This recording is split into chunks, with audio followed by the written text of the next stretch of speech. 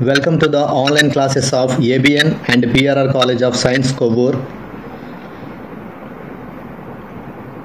This is Thompson, lecturer in commerce.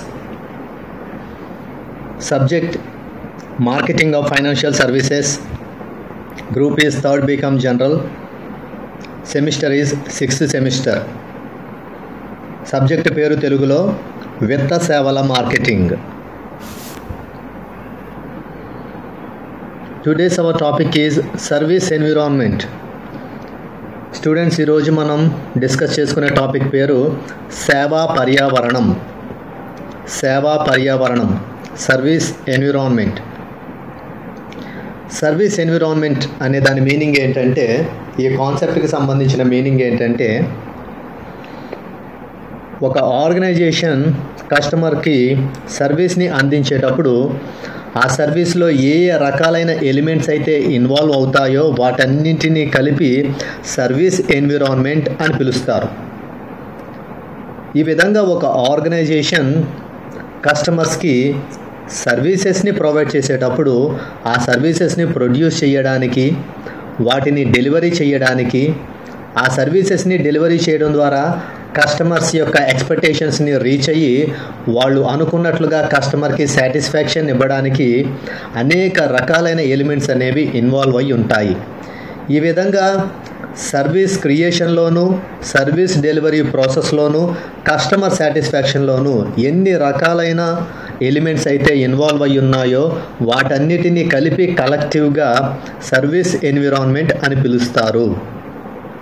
సేవా పర్యావరణం అంటే ఒక సేవా సంస్థ అది సేవలను అందించేటప్పుడు ఎన్ని రకాలైన కార్యకలాపాలు అయితే ఆ ప్రక్రియలో ఇమిడి ఉంటాయో వాటన్నిటినీ కలిపి సేవా పర్యావరణం అని అంటారు. ఏదైనా ఒక సేవా సంస్థ వినియోగదారులకు సేవలను అందించుటకు గాను ముందుగా ఆ సేవా సంస్థ సేవను ఉత్పన్నం చేయాలి, సేవను సరైన పద్ధతిలో పంపిణీ చేయాలి, ఆ సేవను పంపిణీ చేయడం ద్వారా వినియోగదారులను ఆశించిన స్థాయిలో సంతృప్తి చేయాలి. ఈ విధంగా ఒక సేవా సంస్థ సేవను ఉత్పన్నం చేయడంలోనూ, సేవను సృష్టించడంలోనూ, ఆ సేవను డెలివరీ చేయడంలోనూ, ఆ సేవను డెలివరీ చేయడం ద్వారా వినియోగదారులను ఆశించిన స్థాయిలో సంతృప్తి చేయటంలోనూ ఏ ఏ రకాల కార్యకలాపాలైతే ఇమిడి ఉన్నాయో వాటన్నిటినీ కలిపి సమిష్టిగా సేవా పర్యావరణం అని పిలుస్తారు. సో ఈ విధంగా సేవా పర్యావరణంలో సేవను సృష్టించడం మొదలు ఆ సేవలను వినియోగదారులకు డెలివరీ చేసి వాటి ద్వారా వినియోగదారులను గరిష్ట స్థాయిలో సంతృప్తిపరచడం వరకు ఎన్ని పనులైతే, ఎన్ని కార్యకలాపాలైతే ఇమిడి ఉన్నాయో వాటన్నిటినీ కలిపి సేవా పర్యావరణం అని పిలవడం జరుగుతుంది. Service environment. Service environment communicate and determine the positioning of the services, shape of employees as well as customer productivity. Service environment అనే కాన్సెప్ట్ ఏం చేస్తుంది అంటే, the service environment communicate and determine the positioning of the services, shape of employees as well as customer productivity. ఈ service ఎన్విరాన్మెంట్లో ఉన్నటువంటి ముఖ్యమైన విషయాలు ఏంటంటే, positioning of the services, సేవల యొక్క పొజిషనింగ్ అనేది తెలియజేస్తుంది.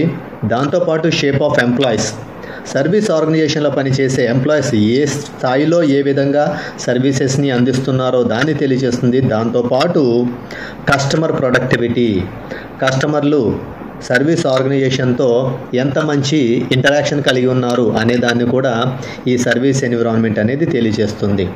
ఈ విధంగా సేవా పర్యావరణం వలన సేవలు ఏ స్థాయిలో అందించబడుతున్నాయి, ఆ సేవలను అందించే వినియోగదారులు ఏ స్థాయిలో సంతృప్తి పొందుతున్నారు, దానితో పాటు వినియోగదారుల యొక్క ఉత్పాదకత ఏ విధంగా ఉంది అనేక విషయాలను సంబంధించి తెలియజేసేదే సేవా పర్యావరణం. Right. Service environment guide customers through the delivery system of services and may represent an important component of firm's search for competitive advantage. Service environment అనేది కస్టమర్స్కి ఆ సర్వీసెస్ని ఏ విధంగా డెలివరీ చేస్తున్నారు అనే విషయాన్ని తెలియచేస్తుంది. దానివల్ల ఆ సర్వీస్ ఆర్గనైజేషన్ ఈ కాంపిటేటివ్ వరల్డ్లో, అంటే మార్కెట్లో ఉన్నటువంటి కాంపిటేటివ్ వరల్డ్లో ఒక కస్టమర్కి చాలా బెస్ట్ వేలో సర్వీసెస్ని ఆఫర్ చేసి అతన్ని బెస్ట్ వేలో సాటిస్ఫై చేయడానికి సర్వీస్ ఆర్గనైజేషన్స్ ప్రయత్నిస్తూ ఉంటాయి. సో సర్వీస్ ఎన్విరాన్మెంట్ అనేది, ఈ సేవా పర్యావరణం అనేది సేవలను ఉత్పన్నం చేసి ఆ సేవలను పంపిణీ చేసి ఆ సేవల ద్వారా వినియోగదారులను గరిష్ట స్థాయిలో సంతృప్తి చేయుటకు అవసరమైన చర్యలన్నీ తీసుకుని మార్కెట్లో పోటీ ప్రపంచంలో ఉన్నటువంటి ఇతర పోటీ సంస్థలతో పోటీపడి వినియోగదారులకు వారి గరిష్ట సంతృప్తి మేరకు సేవలను అందించడానికి సేవా సంస్థలకు ఈ సేవా పర్యావరణం అనేది ఎంతగానో దోహదపడుతుంది. రైట్. సర్వీస్ ఎన్విరాన్మెంట్లో 2 ఇంపార్టెంట్ టైప్స్ ఆఫ్ ఫ్యాక్టర్స్ అనేవి మనకి కనిపిస్తాయి. ఫస్ట్ టైప్ వచ్చేసి మైక్రో ఫ్యాక్టర్స్, సెకండ్ టైప్ వచ్చేసి మ్యాక్రో ఫ్యాక్టర్స్. ఫస్ట్ టైప్ మనకు ఏ విధంగా పిలవడం జరుగుతుంది అంటే micro factors of service environment. Micro factors of service environment సేవా పర్యావరణం యొక్క సూక్ష్మ కారకాలు. సేవా పర్యావరణం యొక్క సూక్ష్మ కారకాలు అంటే సర్వీస్ ఎన్విరాన్మెంట్కి సంబంధించి ఒక ఆర్గనైజేషన్ అది అందించే సర్వీస్ ఎన్విరాన్మెంట్లో దానికి ఇంటర్నల్గా ఉండేటువంటి ఫ్యాక్టర్స్ ఏవైతే ఉంటాయో వాటినే మైక్రో ఫ్యాక్టర్స్ అంటారు. ఆ మైక్రో ఫ్యాక్టర్స్ ఏమేమి ఉంటాయి అని మనం ఆలోచన చేస్తే 5 ఇంపార్టెంట్ థింగ్స్ ఉంటాయి. ఒక సర్వీస్ ఆర్గనైజేషన్ కస్టమర్కి సర్వీసెస్ని ఆఫర్ చేయడానికి గాను దానికి ఇంటర్నల్గా ఏ ముఖ్యమైన విషయాలు ఉంటాయంటే 5 ముఖ్యమైన విషయాలు ఉంటాయి. దానిలో ఫస్ట్ ఇంపార్టెంట్ థింగ్ ఏంటంటే సప్లయర్స్, తెలుగులో సరఫరాదారులు లేదా సప్లైదారులు. సప్లయర్స్ అంటే బిజినెస్ ఆర్గనైజేషన్కి సంబంధించిన ఇన్పుట్స్ని లేదా రా మెటీరియల్స్ని లేదా ఇతరత్ర కాంపోనెంట్స్ని సప్లై చేసే పర్సన్స్నే సప్లయర్స్ అని పిలుస్తారు. అంటే ఒక సర్వీస్ ఆర్గనైజేషన్ కస్టమర్కి సర్వీసెస్ని ప్రొవైడ్ చేయడానికి గాను ముందు ఆ సర్వీస్ ఆర్గనైజేషన్ ఒక సర్వీస్ని క్రియేట్ చేయాలి. ఆ విధంగా సర్వీస్ని క్రియేట్ చేయడానికి గాను ఆ ఆర్గనైజేషన్కి అవసరమైన రా మెటీరియల్ కానీ లేదా ఇన్పుట్స్ కానీ లేదా ఇతరత్ర కాంపోనెంట్స్ని కానీ సప్లై చేసే పర్సన్స్నే సప్లయర్స్ అని పిలవడం జరుగుతుంది. సరఫరాదారులు లేదా సప్లైదారులు అంటే ఒక సేవా సంస్థ వినియోగదారులకు సేవను అందించడానికి గాను ముందుగా ఆ సంస్థ సేవను ఉత్పన్నం చేయాలి లేదా సేవను సృష్టించాలి. ఒక సేవను సృష్టించడానికి గాను సేవా సంస్థకు అవసరమైన ముడి పదార్థాలను కానీ ఇన్పుట్లను కానీ ఇతరత్ర భాగాలను కానీ సరఫరా చేసే వ్యక్తులనే సరఫరాదారులు అని పిలుస్తారు లేదా సప్లైదారులు అని పిలుస్తారు. సెకండ్ పాయింట్ వచ్చేసి కస్టమర్స్ వినియోగదారులు ఒక సర్వీస్ ఆర్గనైజేషన్స్కి ఏ టైప్స్ ఆఫ్ కస్టమర్స్ ఉంటారు అంటే the customers may be in different forms for a service organisation. ఒక సేవా సంస్థకు వినియోగదారులు అనేక రూపాలలో ఉండొచ్చు. అంటే కస్టమర్స్ అనేవాళ్ళు డిఫరెంట్ ఫార్మ్స్లో ఉండొచ్చు. The customers may be in the form of individual persons, there may be in households or industries or commercial establishments or government and other institutions. వీళ్ళందరూ కూడా ఒక సర్వీస్ ఆర్గనైజేషన్కి కస్టమర్గానే కన్సిడర్ చేయబడతారు. అంటే ఒక సర్వీస్ ఆర్గనైజేషన్కి సంబంధించిన కస్టమర్స్ రకరకాల రూపాలలో ఉండొచ్చు. అంటే ఇండివిజువల్స్ అయి ఉండొచ్చు, హౌస్ హోల్డ్స్ అయి ఉండొచ్చు, ఇండస్ట్రీస్ అయి ఉండొచ్చు, బిజినెస్ సెటప్స్ అయి ఉండొచ్చు, కమర్షియల్ ఎస్టాబ్లిష్మెంట్స్ అయి ఉండొచ్చు, లేదా గవర్నమెంట్ ఇన్స్టిట్యూషన్స్ కానీ లేదా అదర్ ఇన్స్టిట్యూషన్స్ కానీ అయి ఉండొచ్చు. ఇవన్నీ కూడా ఒక సర్వీస్ ఆర్గనైజేషన్కి కస్టమర్గానే కన్సిడర్ చేయబడతారు. కస్టమర్స్ వినియోగదారులు అంటే వినియోగదారులు అనేవారు రకరకాల రూపాల్లో ఉండొచ్చు. ఒక సేవా సంస్థ యొక్క సేవలను పొందే వినియోగదారులు అన్ని సందర్భాలలో కేవలం వ్యక్తులు మాత్రమే ఉంటారని అనుకోవడానికి వీల్లేదు. ఒక సేవా సంస్థ అందించే సేవలను వినియోగించే వినియోగదారులు అనేక రూపాలలో ఉండొచ్చు. వినియోగదారుల యొక్క రూపాలు ఏ విధంగా ఉండొచ్చు అంటే కొన్ని సందర్భాలలో వారు వ్యక్తులై ఉండొచ్చు, మరికొన్ని సందర్భాలలో కుటుంబాలు కావచ్చు, మరికొన్ని సందర్భాలలో ఇండస్ట్రీస్ పరిశ్రమలు కావచ్చు, మరికొన్ని సందర్భాలలో బిజినెస్ సెటప్స్ వ్యాపార సంస్థలు కావచ్చు, మరికొన్ని సందర్భాలలో గవర్నమెంట్ ఇన్స్టిట్యూషన్స్ ప్రభుత్వ సంస్థలు కావచ్చు, మరికొన్ని సందర్భాలలో అదర్ ఇన్స్టిట్యూషన్స్ ఇతర సంస్థలు కావచ్చు. ఈ విధంగా వ్యక్తులైనా, కుటుంబాలైనా, పరిశ్రమలైనా, వ్యాపార సంస్థలైనా, ప్రభుత్వ సంస్థలైనా లేదా ఇతర ఇన్స్టిట్యూషన్లైనా ఏవైనా సరే ఒక సేవా సంస్థ దృష్టిలో వినియోగదారులుగానే పరిగణించబడతారు. నెక్స్ట్, కాంపిటీటర్స్, పోటీదారులు ఒక ఆర్గనైజేషన్కి ఆటోమేటిక్గా చాలా జనరల్గానే అది ఏ సర్వీస్ని అయితే కస్టమర్కి ఆఫర్ చేస్తుందో సేమ్ అదే రకమైన సర్వీస్ని ఆఫర్ చేసే కంపెనీస్ ఉంటాయి లేదా ఆర్గనైజేషన్స్ ఉంటాయి. వాటిని కాంపిటీటర్స్ అంటారు, పోటీదారులు అంటారు.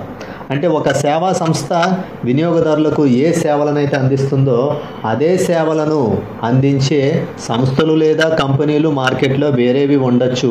అటువంటి వాటినే పోటీదారులుగా పరిగణిస్తారు. ఈ విధమైన పోటీదారులు అనేవారు మార్కెట్లో ఒక సంస్థతో మరొక సంస్థ పోటీ పడుతూ వారి యొక్క వ్యాపార కార్యకలాపాలను ముందుకు తీసుకువెళ్తూ ఉంటాయి. Next, fourth point, marketing intermediaries. తెలుగులో దీన్ని మార్కెటింగ్ మధ్యవర్తులు అంటారు. మార్కెటింగ్ మధ్యవర్తులు. ఈ మార్కెటింగ్ ఇంటర్మీడియరీస్ అంటే ఆర్గనైజేషన్ క్రియేట్ చేసిన సర్వీస్ని కస్టమర్కి ప్రాపర్గా డెలివరీ చేయడానికి మధ్యలో ఉన్నటువంటి రకరకాల పర్సన్స్నే మార్కెటింగ్ ఇంటర్మీడియరీస్ అని పిలుస్తారు.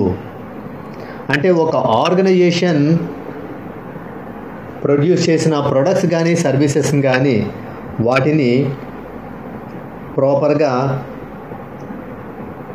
డిస్ట్రిబ్యూట్ చేయడానికి, ప్రాపర్గా దాన్ని డెలివరీ చేయడానికి మధ్యలో కొన్ని రకాలైన వ్యక్తులు చాలా ఇంపార్టెంట్ రోల్ ప్లే చేయడం జరుగుతుంది.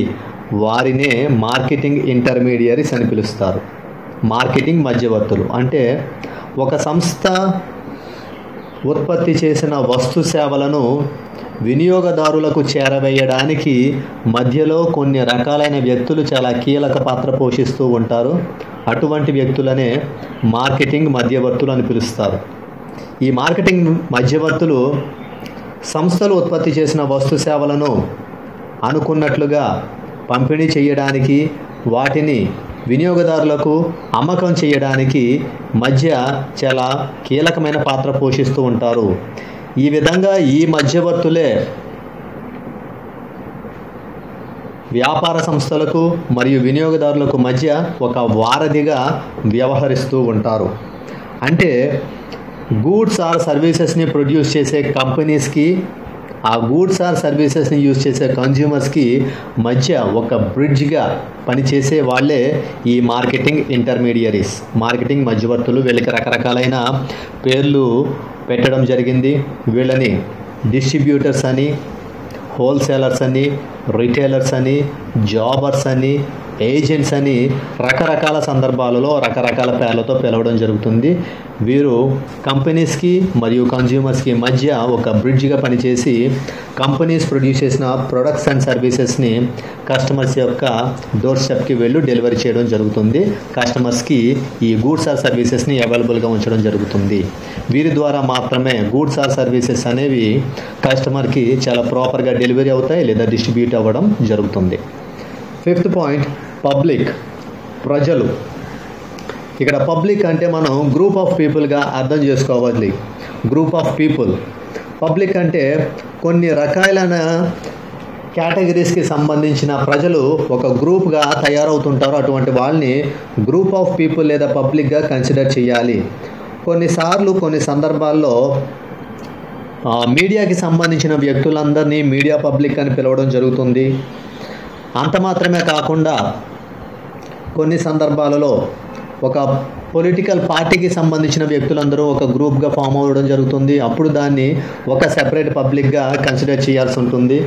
ఈ విధంగా సొసైటీలో ఎవరైతే పీపుల్ ఉంటారో ఆ సొసైటీలో ఉండేటువంటి పీపుల్ కొన్ని కేటగిరీస్ని, కొన్ని ముఖ్యమైన విషయాలను బేస్ చేసుకుని వాళ్ళు ఒక గ్రూప్గా ఫామ్ అవుతుంటారు. అటువంటి గ్రూప్ ఆఫ్ పీపుల్ని ఎలా కన్సిడర్ చేస్తారు అంటే పబ్లిక్గా కన్సిడర్ చేస్తారు. ఈ విధంగా సమాజంలో ఉండే వ్యక్తులందరూ ఏదైనా ఒక నిర్ణీతమైన విషయాన్ని ప్రాతిపదికగా తీసుకుని కొన్ని గ్రూపులుగా, సమూహాలుగా ఏర్పడుతుంటారు. అటువంటి గ్రూపులు లేదా సమూహాలను ఇక్కడ పబ్లిక్, ప్రజలుగా మనం పరిగణించాల్సిన అవసరం ఉంది.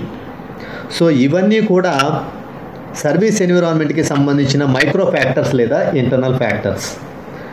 అంటే సేవా పర్యావరణం యొక్క అంతర్గత కారకాలు లేదా సూక్ష్మ కారకాలు. సర్వీస్ ఎన్విరాన్మెంట్కి సంబంధించిన micro factors or internal factors ఏంటంటే సప్లయర్స్, సరఫరాదారులు, కస్టమర్స్, వినియోగదారులు, కాంపిటీటర్స్, పోటీదారులు, మార్కెటింగ్ ఇంటర్మీడియరీస్, మార్కెటింగ్ మధ్యవర్తులు, లాస్ట్ పాయింట్ పబ్లిక్, ప్రజలు. సో ఇవన్నీ కూడా micro factors of service environment. Next, macro factors of service environment. సేవా పర్యావరణం యొక్క స్థూల కారకాలు లేదా సేవా పర్యావరణం యొక్క బహిర్గత కారకాలు. So micro factors of service ఎన్విరాన్మెంట్లో ఫస్ట్ పాయింట్ వచ్చేసి డెమోగ్రాఫిక్ ఎన్విరాన్మెంట్. డెమోగ్రాఫిక్ ఎన్విరాన్మెంట్, దీన్ని తెలుగులో జనాభాకు సంబంధించిన పర్యావరణం అంటారు. జనాభాకు సంబంధించిన పర్యావరణం డెమోగ్రాఫిక్ అంటే జనాభాకు సంబంధించిన పర్యావరణం. డెమోగ్రాఫిక్ ఎన్విరాన్మెంట్లో ఉండే ముఖ్యమైన విషయాలు ఏంటంటే population size, density, people location, people age and people's race, occupation and other statistical issues will be covered under demographic environment.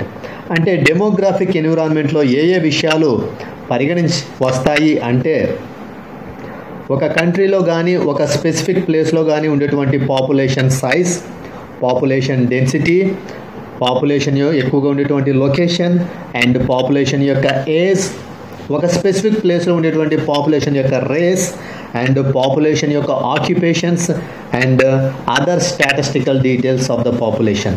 ఈ విధంగా టోటల్గా ఒక స్పెసిఫిక్ కంట్రీ లేదా ఒక స్పెసిఫిక్ ప్లేస్ లేదా స్పెసిఫిక్ లొకేషన్లో ఉండేటువంటి పాపులేషన్ సైజ్, డెన్సిటీ, పీపుల్ యొక్క ఏజ్, వాళ్ళ యొక్క రేస్, పీపుల్ యొక్క ఆక్యుపేషన్స్, వీటన్నిటిని కూడా డెమోగ్రాఫిక్ ఎన్విరాన్మెంట్ అని పిలుస్తారు. జనాభాకు సంబంధించిన పర్యావరణం అంటే ఒక నిర్ణీత దేశంలో కానీ ఒక నిర్ణీత ప్రాంతంలో కానీ నివసించే జనాభా, ఆ జనాభా యొక్క జనసాంద్రత, ఆ జనాభా యొక్క విస్తీర్ణం, జనాభా యొక్క వయసు, జనాభా యొక్క వృత్తులు, ఆ జనాభా యొక్క ఇతరత్ర గణాంక వివరాలను జనాభాకు సంబంధించిన పర్యావరణం అని అంటారు.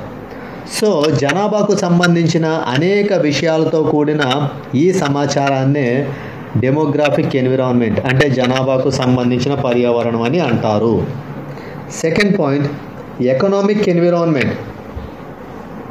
ఎకనామిక్ ఎన్విరాన్మెంట్ ఆర్థిక పర్యావరణము. ఎకనామిక్ ఎన్విరాన్మెంట్ అంటే national income, per capita income, GDP, ఇలాంటి విషయాలన్నీ కూడా ఎకనామిక్ ఎన్విరాన్మెంట్ కిందకు వస్తాయి. అంటే ఒక కంట్రీకి సంబంధించి నేషనల్ ఇన్కమ్, ఆ కంట్రీలో ఉండే పీపుల్కి సంబంధించిన పర్ క్యాపిటా ఇన్కమ్, ఒక కంట్రీకి సంబంధించిన జీడిపి, గ్రాస్ డొమెస్టిక్ ప్రొడక్ట్, ఇలాంటి విషయాలన్నీ కూడా ఎకనామిక్ ఎన్విరాన్మెంట్గా కన్సిడర్ అవుతాయి. అంటే ఒక దేశంలో ఉన్నటువంటి జనాభా యొక్క జాతీయ ఆదాయం, ఆ జనాభా యొక్క తలసరి ఆదాయం, ఒక దేశం యొక్క జీడిపి, స్థూల దేశీయోత్పత్తి, ఇలాంటి విషయాలు ఎకనామిక్ ఎన్విరాన్మెంట్ అంటే ఆర్థిక పర్యావరణంగా పరిగణించబడతాయి. మూడోది ఫిజికల్ ఎన్విరాన్మెంట్, భౌతిక పర్యావరణం. ఫిజికల్ ఎన్విరాన్మెంట్ అంటే land, air, water, mountains and other natural resources, వీటన్నిటిని కలిపి ఫిజికల్ ఎన్విరాన్మెంట్ అని పిలుస్తారు. అంటే భూమి, గాలి, నీరు మరియు ఇతరత్ర సహజ వనరులన్నింటినీ కలిపి భౌతిక పర్యావరణంగా పిలుస్తారు. వీటినే ఫిజికల్ ఎన్విరాన్మెంట్ అని అంటారు. Next 4th point technological environment, సాంకేతిక పర్యావరణం. సాంకేతిక పర్యావరణం అంటే ఏ విధమైన న్యూ ఇన్నోవేషన్స్, న్యూ క్రియేషన్స్ అయితే జరిగి వాటిని గూడ్స్ ఆర్ సర్వీసెస్ని ప్రొడ్యూస్ చేయడంలో ఉపయోగిస్తున్నారో దాన్నే టెక్నాలజికల్ ఎన్విరాన్మెంట్ అని పిలుస్తారు. ఈ టెక్నాలజికల్ ఎన్విరాన్మెంట్ వల్ల గూడ్స్ ఆర్ సర్వీసెస్ని ప్రజెంట్ ప్రొడ్యూస్ చేస్తున్న, ప్రజెంట్ డెలివరీ చేస్తున్న విధానం కంటే మరింత బెటర్గా గూడ్స్ ఆర్ సర్వీసెస్ని క్రియేట్ చేసి డెలివరీ చేయడానికి వీలుంటుంది with the help of new innovations and new creations. దీన్నే టెక్నాలజికల్ ఎన్విరాన్మెంట్ అని అంటారు. సాంకేతిక పర్యావరణం అంటే వస్తు సేవల ఉత్పత్తిలో అధునాతన సాంకేతిక ఆవిష్కరణలను ఉపయోగించి వస్తు సేవల సృష్టి మరియు వాటిని డెలివరీ చేయడంలో ఒక గొప్ప సంచలనాన్ని తీసుకొచ్చినట్లయితే దాన్ని సాంకేతిక పర్యావరణం అంటారు. అంటే సాంకేతిక పరంగా వచ్చిన నూతన ఆవిష్కరణల వల్ల వస్తు సేవలను మరింత మెరుగైన పద్ధతిలో సృష్టించి వాటిని మరింత మెరుగైన పద్ధతిలో సమర్థవంతమైన రీతిలో వినియోగదారులకు అందించడానికి వీలుంటుంది. దీనివల్ల అంటే సాంకేతిక పర్యావరణం వల్ల. 5th పాయింట్ పొలిటికల్ ఎన్విరాన్మెంట్, రాజకీయ పర్యావరణం. అంటే పొలిటికల్ పార్టీస్కి సంబంధించిన రిప్రజెంటేటివ్స్, పొలిటికల్ పార్టీస్కి సంబంధించిన లీడర్స్, వీళ్ళందరినీ కలిపి పొలిటికల్ ఎన్విరాన్మెంట్ అని పిలుస్తారు. సో ఈ విధంగా రకరకాల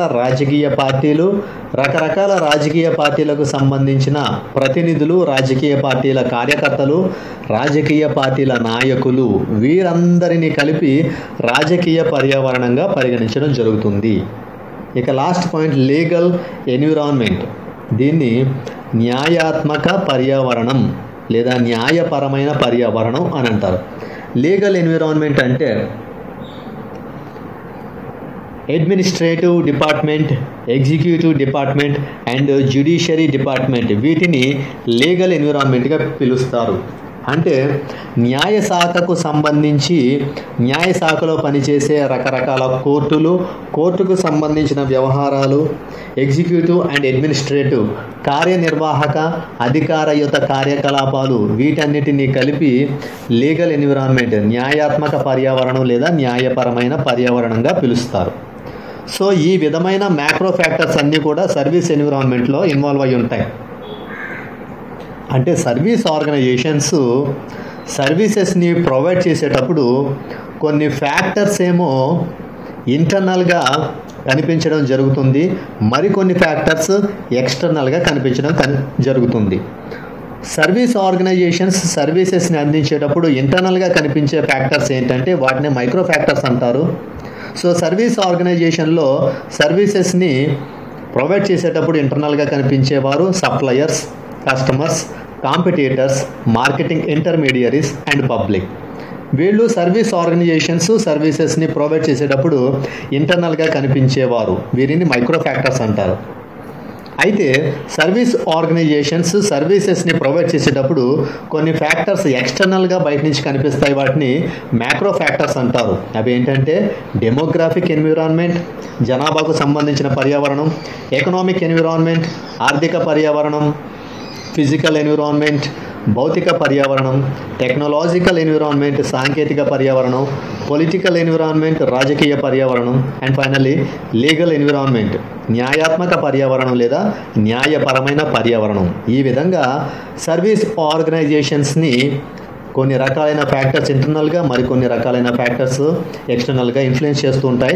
వీటన్నిటినీ కూడా దృష్టిలో పెట్టుకుని సర్వీస్ ఆర్గనైజేషన్స్ సర్వీసెస్ని క్రియేట్ చేసి వాటిని డెలివరీ చేసి ఆ సర్వీసెస్ని బెస్ట్ వేలో కస్టమర్స్కి అందించి కస్టమర్స్ని సాటిస్ఫై చేసి ఆ కస్టమర్ల యొక్క మంచి పేరును వ్యాపార సంస్థలు లేదా సేవా సంస్థలు పొందడం జరుగుతుంది.